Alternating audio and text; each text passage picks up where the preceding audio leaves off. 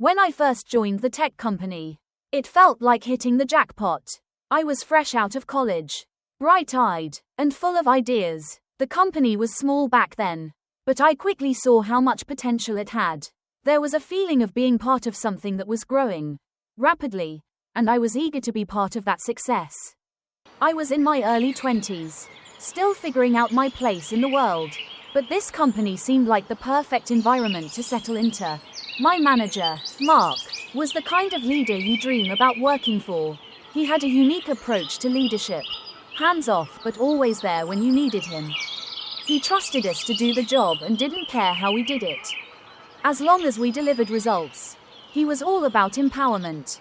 He'd ask us to take time off when we looked too stressed and was the first one to celebrate our achievements.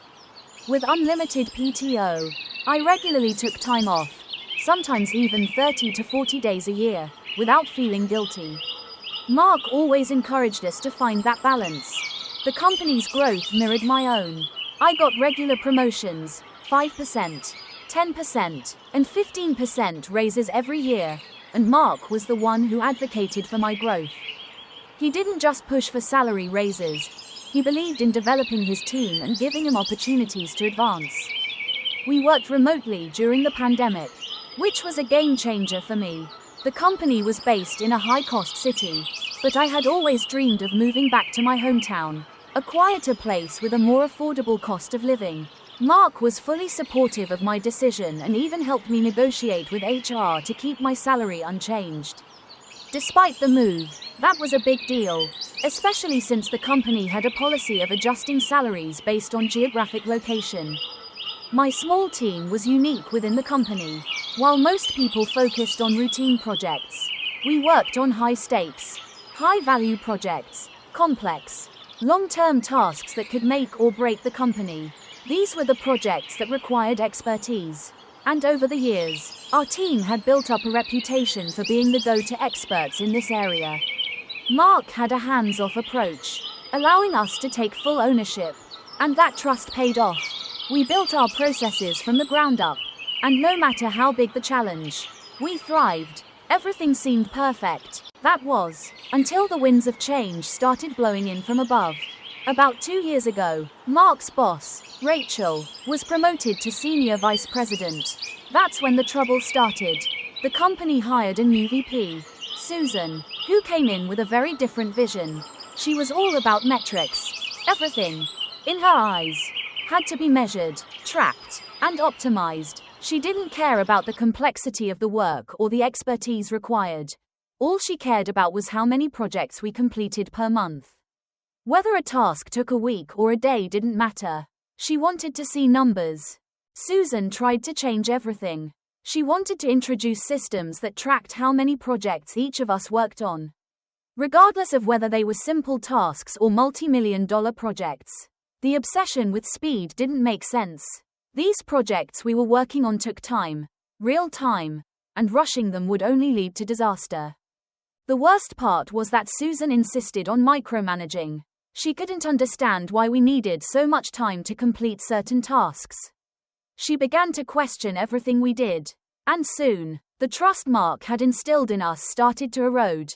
Her pressure to meet unrealistic expectations took a toll. Mark, who had always been a calming force, was now constantly on the defensive, trying to explain to Susan that our team was one of the best and most efficient in the company. But Susan didn't listen. Her way was the only way. And as time passed, Mark started to feel more and more defeated. The stress wore him down. And after 13 years at the company, he made the decision to leave. It felt like the heart of the team had been ripped out. When Mark left, we were all in shock. We knew things would change, but we didn't realize how quickly they would. Immediately, we started lobbying for someone from within the team to step up into Mark's role. Sarah, one of the longest tenured members of the group, seemed like the natural choice. She had been with the company almost as long as Mark and had always shared his approach to leadership. She understood the complexities of our work and believed in the team's ability to solve problems without constant oversight. But Susan wasn't having it. After interviewing Sarah and several external candidates, Susan decided to hire someone completely new, Linda. someone from her previous company. The decision was a slap in the face to the team. Linda was quickly dubbed bench boss by the rest of us, a term that would prove to be all too fitting. From the moment Linda arrived, it was clear that she didn't have the same understanding of our work that Mark had. She started making sweeping changes that didn't make sense for the projects we were working on. She began imposing unrealistic deadlines and creating processes that made our work harder, not easier. The more she pushed, the more the team struggled. The morale plummeted. Within weeks, the entire dynamic shifted. The processes that had been perfected over the years were now deemed obsolete. Linda wanted everything to be tracked, measured, and sped up. We went from a team that thrived on deep focus and expertise to one that was constantly under pressure to deliver more, faster. I've started with the opening sections of the story, shifting the names, ages, and context to fit an American workplace setting. The first two parts establish the main character, their relationship with the team, and the shift in leadership. Would you like me to continue with more parts or adjust any details so far? Let me know how you'd like to proceed. At 28, Ethan Shaw stood at a pivotal crossroads in his career. He had worked for over 6 years at a large tech company in New York, where his skills and passion had earned him respect. However, the last few months had left Ethan feeling disillusioned as the company seemed to lose its direction, especially under the leadership of the new department head, Charlotte Bennett. Charlotte, 38, had recently been promoted to lead the team. It didn't take long for her to make it clear that she had little regard for the well-being of her staff. Her decisions, from firing seasoned employees to imposing unrealistic targets, had caused morale to plummet. Ethan was one of the few people left on the team who continued to work hard, but even he could sense the dead end that was coming. One morning, as Ethan was preparing for a crucial meeting, he received an email from HR notifying him that his previously approved time off had been rescinded. Ethan had been planning for months to take time off for his wedding and honeymoon with his longtime partner, Emma. It was supposed to be a well-deserved break. But now, all of a sudden, Charlotte had decided to cancel it because the team was falling behind on a major project. No way, Ethan thought as he read the email. He couldn't accept such a sudden change, especially for something as important as his wedding. He firmly decided to reply, rejecting Charlotte's request and affirming that he would still take the full 2 weeks off. The conversation took place via Zoom, where Charlotte didn't hold back her frustration. She bluntly told Ethan that if he didn't come back to work immediately, it would be considered job abandonment. But Ethan remained resolute. He told her there was no way he was missing his wedding and honeymoon for work. If the company wanted to lose another valuable team member over 2 weeks, that was on them. Charlotte got angry and threatened him repeatedly, but Ethan just ended the call abruptly.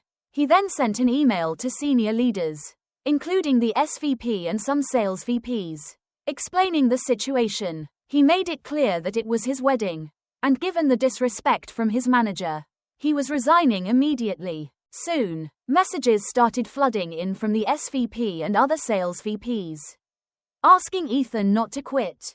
The email chain exploded with complaints about how Charlotte had mishandled the team and how losing Ethan would jeopardize complex deals. The SVP eventually shut down the discussion, but Ethan couldn't help but find some satisfaction in watching the chaos unfold. He didn't respond to any messages or emails and decided to switch off for the rest of the day. He went to a bar, had a drink, and enjoyed some well-deserved time away from the office. The next morning, he woke up late and nursing a hangover, only to find a few voicemails from the SVP asking him to call back. He returned the call in the early afternoon, and the SVP was surprisingly understanding. He listened to Ethan's complaints and, after a lengthy conversation, made an offer. If Ethan came back and worked the rest of the week to train some team members to handle complex tasks in his absence, the company would give him a $3 wedding bonus, his full PTO, and promised that Charlotte would no longer interfere with his work upon his return. He would also be able to pick 2 more people. The next day, Ethan awoke with a pounding headache. He reached for his phone and found several missed calls and messages. all from the SVP and a few others in the sales department. The emails and Slack messages had flooded in overnight, all urging him to reconsider his decision to leave. With a sigh, Ethan decided to face the music. He dialed the SVP's number, knowing this conversation was likely going to set the tone for the next phase of his life. The phone rang a few times before the SVP picked up. "Ethan, it's Michael. I've been trying to reach you. I understand you're upset, but this isn't the way to handle things. Please, let's talk," Michael said, his tone calm but urgent. "I'm listening," Ethan replied, leaning back in his chair. He could already tell where this was going, but he wasn't sure he wanted to hear it. After a few moments of silence, Michael spoke again. "Look, I understand that things have been difficult. The team's morale is low, and Charlotte's decisions haven't been ideal.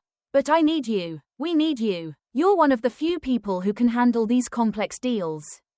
Please, come back to work, and we'll make it right. I'll talk to Charlotte. We'll sort this out." Ethan leaned forward, running his fingers through his hair. He knew what Michael was offering, but it wasn't enough. "Not yet. I've made up my mind," Ethan said firmly, "but I'm willing to hear your offer. What are you proposing?" There was a brief pause, and then Michael spoke again, his voice softer now. "Here's the deal. If you come back and finish this week, train a few of the team members on the more complex projects, I'll give you a $3 wedding bonus. You'll get your full PTO. And when you come back from your time off, Charlotte will stay out of your way. You'll be in charge of the complex deals, and you'll have the opportunity to choose 2 more people to help backfill the gaps left by the others."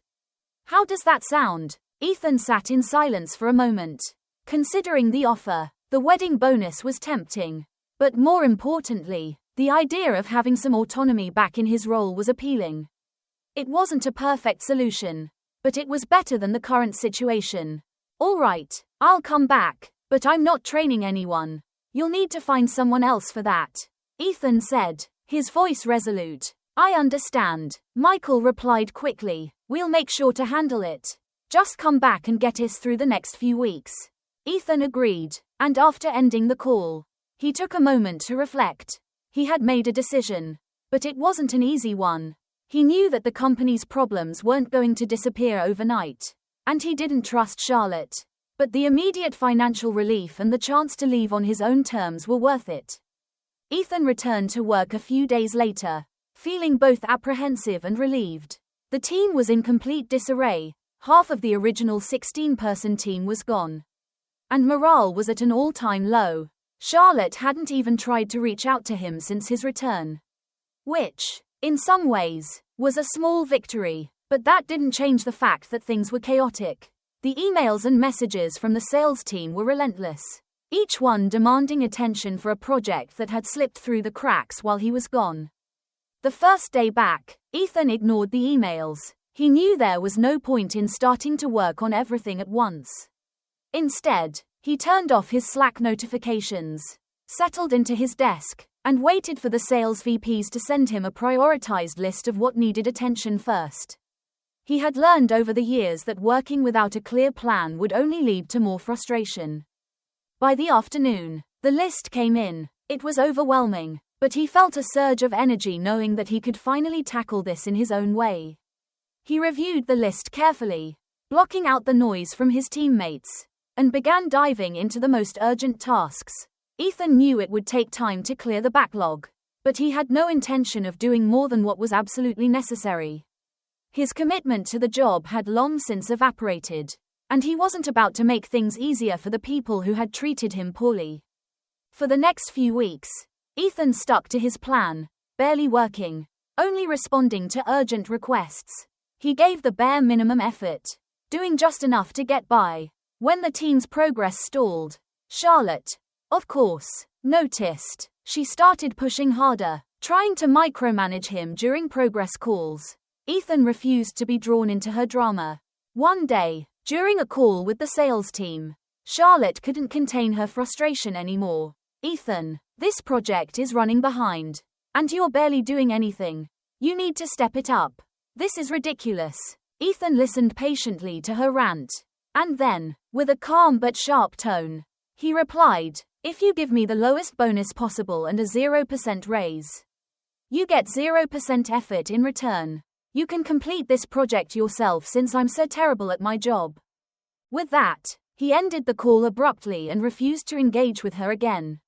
Charlotte tried to reach him through email, calling him out for not working, but Ethan only responded with the same simple statement, "Zero effort for zero reward." He wasn't interested in arguing anymore. His actions spoke louder than words. And Charlotte, despite her best attempts, couldn't control him. By the time bonus season rolled around, Ethan had already begun job hunting. He had interviews lined up, and it was clear that the company was on the verge of a complete breakdown. When the bonus figures were announced, Ethan wasn't surprised to see his was slashed, 80% of the expected amount and a 0% raise. Charlotte justified it by blaming him for mistakes made by new hires and citing poor team metrics. It was the last straw. "I've had enough," Ethan muttered to himself as he looked at the email. The company had broken him, and he was done pretending. He quietly quit the extra effort, cutting his productivity in half and doing the bare minimum to avoid any confrontation. As the weeks went on, the sales team grew more frustrated. Projects were slipping further behind, and despite his minimal effort, the blame continued to fall squarely on Ethan's shoulders. Then, one day, the VP called him into a meeting. The Zoom call invite from Michael, the SVP, popped up around noon on a Thursday. Ethan almost declined it out of spite, but curiosity got the better of him. He clicked join, sat back in his chair, and waited. Michael appeared on screen, wearing his usual business casual polo shirt and the kind of look that tried to blend friendliness with authority. "Ethan," he started, "thanks for taking the time. I wanted to check in and talk through a few things." Ethan nodded slowly. "Sure, let's talk." Michael cleared his throat. "First off, I just want to say, I hear you. Loud and clear. I know the bonus and raise situation didn't sit well with you." "You think?" Ethan said, his voice dry. Michael tried to smile. "Look, I wasn't fully aware of how those decisions were made." "Stop," Ethan cut in, calmly but firmly. "You signed off on them. Don't pretend you didn't know. You and Charlotte both made those choices. Don't come in here playing the clueless executive card. You wanted to send a message. Message received." Michael's smile faded. "Okay, fair enough. But I'm telling you now, we need you to step back up. Things are falling apart. The sales teams are frustrated. Deals are slipping, and you're one of the few people with the technical knowledge to get us back on track." Ethan didn't blink. "Then you should have treated me like someone valuable instead of expendable." Michael's tone shifted. "I'm just going to be direct. If you don't start pulling your weight again, we'll have to let you go. We've got some of the newer folks picking things up now, and we're training more people on complex deals. You're not as irreplaceable as you think." Ethan actually laughed. "Oh, is that right? And who exactly have I been training?" Michael paused. There was a strange silence on the other end. Then he muted. Ethan leaned forward, watching the screen. Michael came back a minute later, visibly less confident. "There may have been some miscommunication. Charlotte told me you were training a couple of the new hires before you went on leave." Ethan raised an eyebrow. "That's news to me." Another awkward pause. "Look," Michael finally said, trying to recover, "we can figure this out. I just need you to be a team player again." Ethan shook his head. "You had your shot. You chose to burn bridges. You don't get to come back and ask for a favor now. You give 0%. You get 0%. That's how it works." Michael didn't say anything for a long time. Then, finally, he ended the call without another word. After that call, Ethan knew the writing was on the wall. But he also knew he had the upper hand, for now. The company was too fragile, too dependent on a few remaining people to risk losing him that day.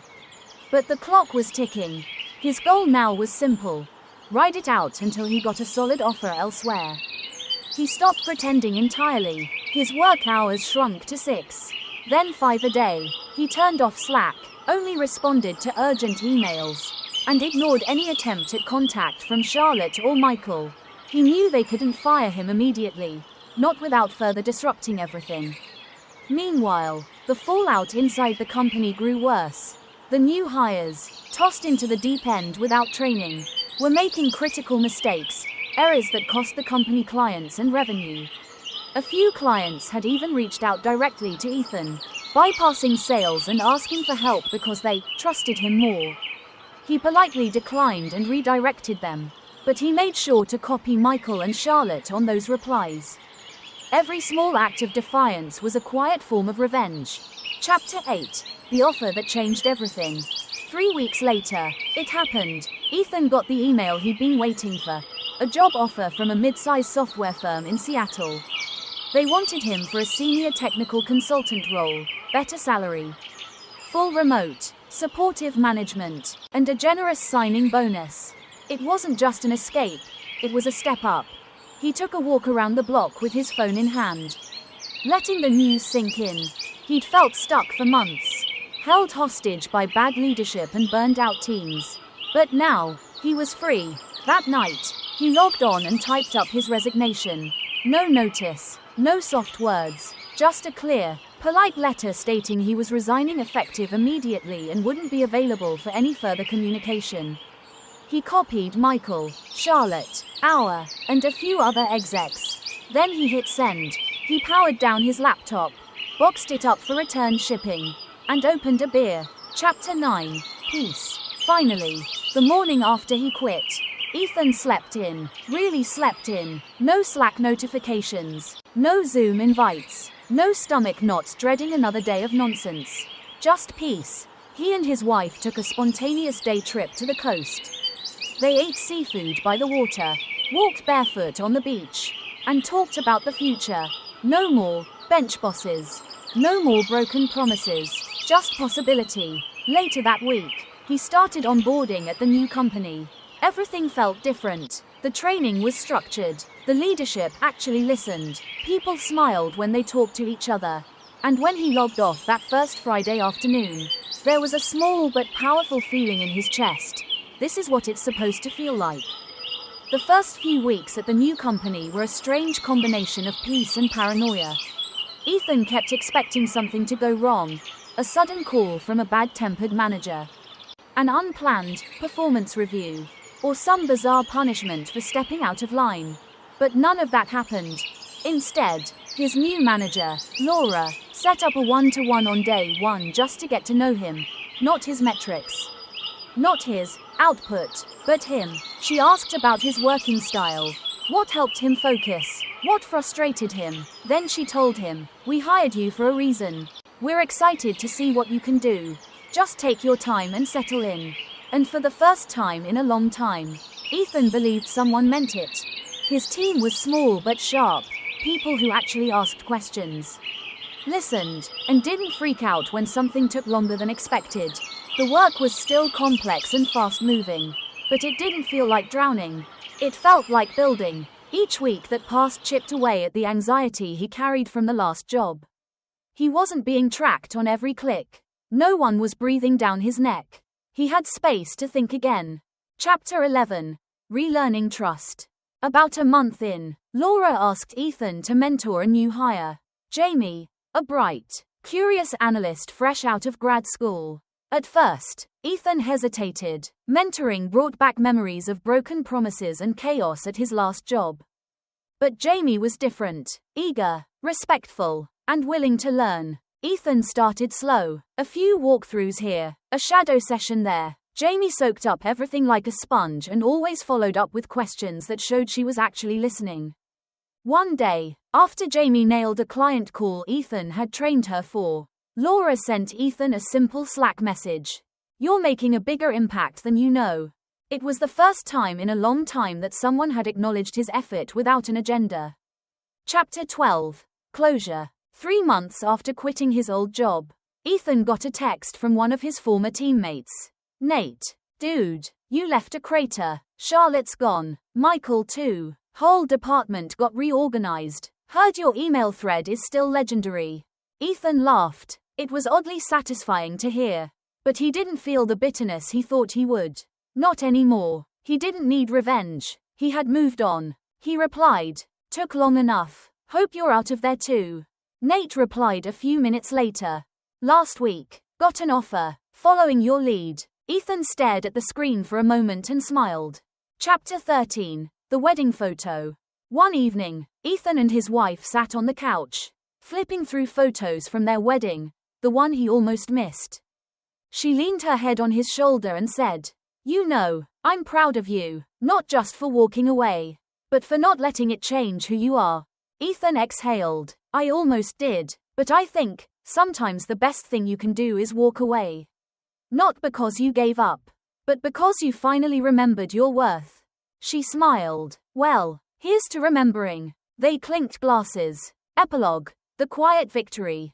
6 months later, Ethan was promoted. He didn't ask for it. Didn't campaign or hustle for attention. He just did what he always did. Solved problems. Helped people. And treated everyone with respect. In his performance review, Laura said something that stuck with him. "You lead by example. You don't just make things work. You make people believe they can." 2. Ethan sat at his desk after that call, watching the sun filter through the window. No stress. No dread. Just the quiet satisfaction of a life rebuilt. One honest decision at a time. He turned off Slack, shut his laptop, and went outside. Because sometimes, the biggest victories are the ones no one sees. The ones where you choose peace over pride. Self-worth over survival. And yourself over everything else.